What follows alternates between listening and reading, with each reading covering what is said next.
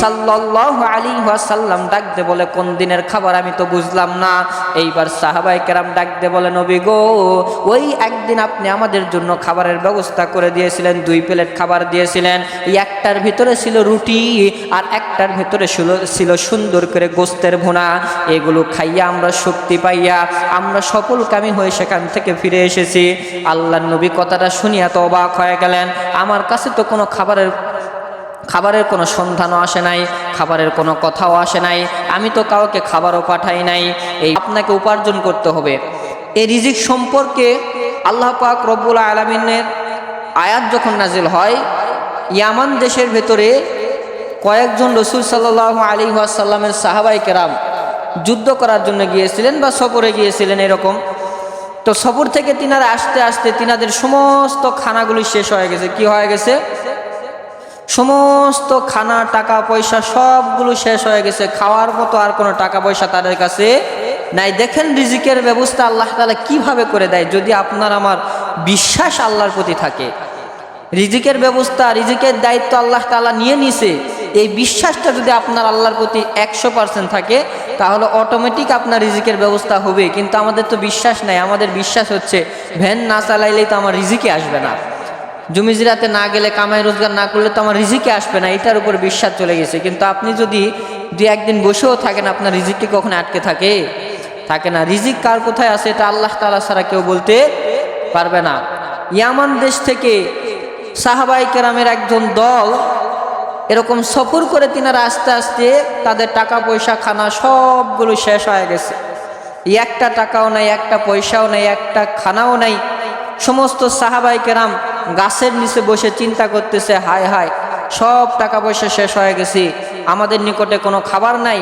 এই সময় যদি আমাদের উপরে কাফেরেরা হামলা করে, আমরা তো সবাই অপারক, সবাই দুর্বল, এই সময় যদি আমাদেরকে হামলা করে, আমরা তো বিজয় হইতে পারবো না, আমরা তো ধ্বংস হয়ে যাব। তো ওই কাফেলার যে নেতা আছে, একজন আমির সাহেব আছে, এই আমির সাহেব একজন সাহাবীকে বলছে, এই সাহাবী, এখান থেকে কয়েক কিলোমিটার দূরে রসুলের দরবার, তুমি রসুলের দরবারে যায় বলো আমাদের খানা শেষ হয়ে গেছে, টাকা পয়সা শেষ হয়ে গেছে, আর কোনো কিছু নাই, আল্লাহ রসুল যেন একটু খাবারের ব্যবস্থা করে দেয়।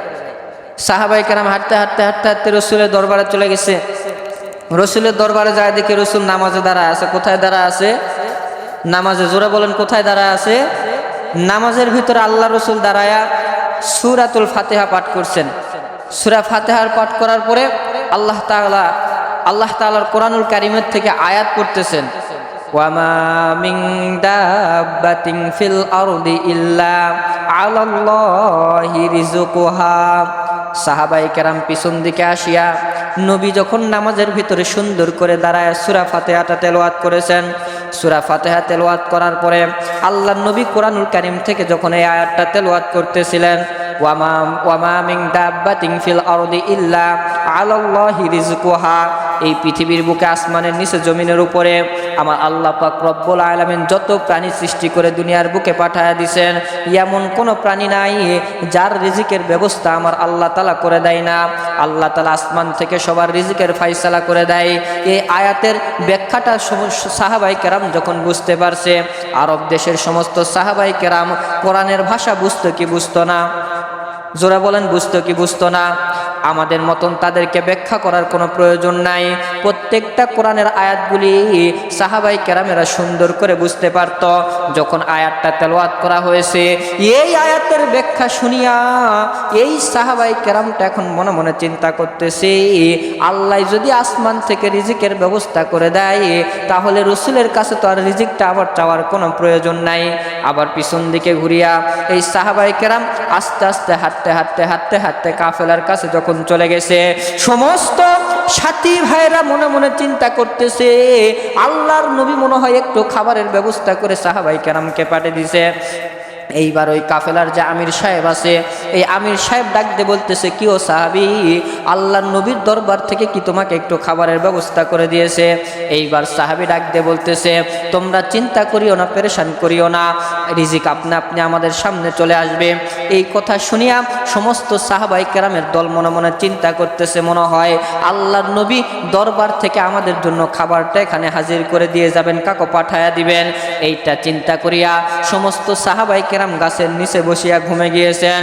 এমন সময় দুইজন ব্যক্তি আসিয়া ওই সাহাবাই কেরামদেরকে ডাক দিয়ে বলতে, সাহাবীরা রে, তোমাদের জন্য আমরা খাবার নিয়ে এসেছি, আল্লাহ তাআলা তোমাদের জন্য খাবার পাঠায়া দিছে। সমস্ত সাহাবাই কেরাম খাবারটা খাইছে। প্রত্যেকটা সাহাবের অন্তরের ভিতরে একই আশা, একই জ্ঞান আছে যে মনে হয় এই খাবারটা আল্লাহর নবীর দরবার থেকে এসেছে।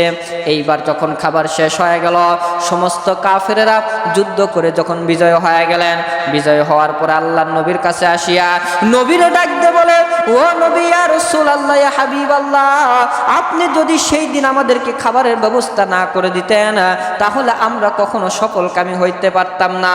মুহাম্মাদুর রাসূলুল্লাহ সাল্লাল্লাহু আলাইহি ওয়াসাল্লাম ডাক দিয়ে বলে, কোন দিনের খাবার আমি তো বুঝলাম না।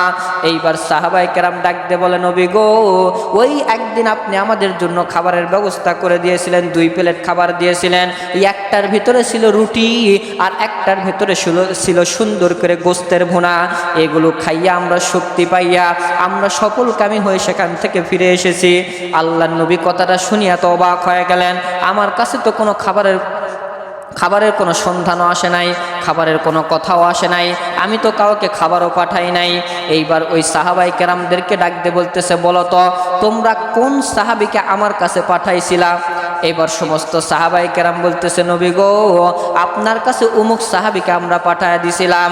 এইবার নবী সমস্ত সাহাবাই কেরামদেরকে ডাকিয়া ওই সাহাবীকে ডাক দিয়ে বলে, সাহাবী রে, ও সাহাবী, তুমি সেদিন আমার কাছে আসিয়া আমার কাছে কি তুমি খাবার আবদার করেছিলা? ওই সাহাবী ডাক দিয়ে বলে, নবী গো, আমি খাবার নেওয়ার জন্য আপনার দরবারে এসে দেখি আপনি নামাজের ভিতরে দাঁড়ায় গেছেন। নামাজের ভিতরে দাঁড়াইয়া সূরা ফাতিহা তেলাওয়াত করার পরে আপনি কোরআনুল কারীমের আয়াত তেলাওয়াত করতেছেন। এর মধ্য থেকে আপনি একটা সুন্দর আয়াত তেলাওয়াত করেছেন। আমার আল্লাহ তাআলা ওই আয়াতের ভিতরে বলেন, ওয়ামা মিন দাব্বাতিন ফিল আরদি ইল্লা আলাল্লাহি রিজকুহা।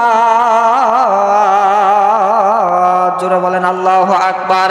ও নবী, এই আয়াতটা যখন আপনি তেলাওয়াত করলেন, আল্লাহ তাআলা তো সুন্দর করে বলে দিয়েছে, পৃথিবীর বুকে যত প্রাণী আছে সবার রিজিকের ব্যবস্থা আমি আল্লাহ তাআলা করে দেই। তখন আমি মনে মনে চিন্তা করলাম, তাহলে রিজিকের কথা তো নবীকে বলার কোনো প্রয়োজন নাই, আমার আল্লাহ তাআলা তো আসমান থেকে এটা নাজিল করে দিবে। এইটা চিন্তা করিয়া যখন আমি চলে গেলাম, দেখলাম কিছুক্ষণ পরে আল্লাহর পক্ষ থেকে 2 প্লেট খাবারের ব্যবস্থা আমার আল্লাহ করে দিছে। জোরে বলেন সুবহানাল্লাহ, আর জোরে জোরে বলেন না ভাই সুবহানাল্লাহ। মুসলমান ভাইয়েরা আমার, আল্লাহর প্রতি আপনার আমার যদি এরকম বিশ্বাস থাকে, রিজিকের বিশ্বাস থাকে, তাহলে আল্লাহ পাক রব্বুল আলামিন রিজিকের ব্যবস্থা আপনার আমার করে দিবে। এই